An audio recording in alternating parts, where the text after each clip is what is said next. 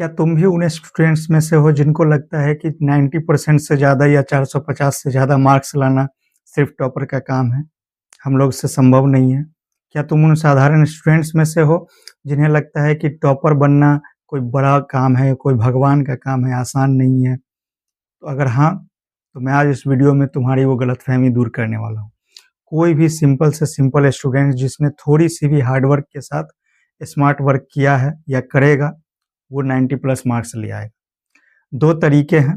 पहला तरीका, previous paper को ध्यान से पढ़ो, क्योंकि प्रीवियस पेपर वो कुंजी है जो तुम्हें ये बताता है कि इसी रास्ते पर चलना है, दूसरा कोई रास्ता नहीं है, क्योंकि उसी के थ्रू तुम्हें पहुँचना पड़ेगा। तो उसको ठीक से एनालाइज़ करो। उसके अलावा एनसीईआरटीज़ पे फ़ोकस करो। साइड बुक तुमने कितनी पढ़ी है वो नॉलेज के लिए काम आएगा, लेकिन एग्ज़ाम के लिए एनसीईआरटी फ़ोकस्ड होना चाहिए। एनसीईआरटी में विशेषकर ऑब्जेक्टिव इतने ज़्यादा पूछे जा रहे हैं बिहार बोर्ड में कि तुम्हें एनसीईआरटी के ऑब्जेक्टिव्स को सीधे-सीधे याद ही कर लेना चाहिए अगर संभव हो तो। मैथ्स में तो बनाना पड़ेगा, लेकिन बाकी सब्जेक्ट्स में तुम्हें रटना ही पड़ेगा और रट लो जितना संभव हो सकता है।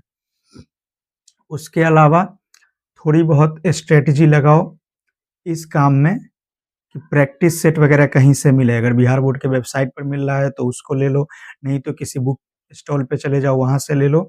प्रैक्टिस से जितना बनाओगे अपने टाइम के साथ, फ़ोन में टाइम सेट करके टाइम के साथ बनाओ, लगना चाहिए कि एग्ज़ाम दे रहे हैं। इस चीज़ से बहुत फ़ायदा मिलता है, क्योंकि जब तुम एग्ज़ाम में रहोगे तुम्हारे ऊपर टाइम का प्रेशर रहेगा, तो उस प्रेशर को पहले ही फ़ील कर लो, पहले ही देख लो कि हमारे 3 घंटा 15 मिनट में क्वेश्चन बन रहा है कि नहीं बन रहा है।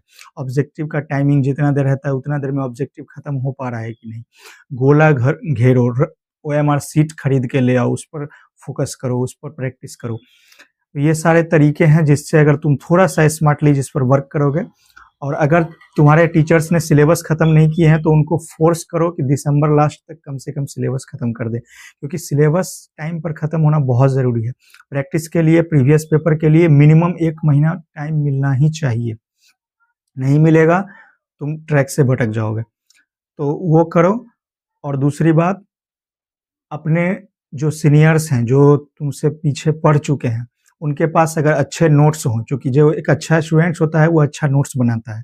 मैं मानकर चल रहा हूँ कि तुमने भी बनाया होगा। अगर नहीं बनाए हो तो भी, और बना लिए हो तो भी, एक बार अपने सीनियर्स के नोट्स उनसे लेकर देखो, उनसे स्ट्रैटेजी पूछो। शायद जो बेहतर स्टूडेंट्स होंगे वो ज़रूर बताएँगे कि कैसे मार्क्स ला सकते हो। ये कुछ टिप्स थे, इसको फॉलो करो और बेस्ट ऑफ लक एग्ज़ाम के लिए।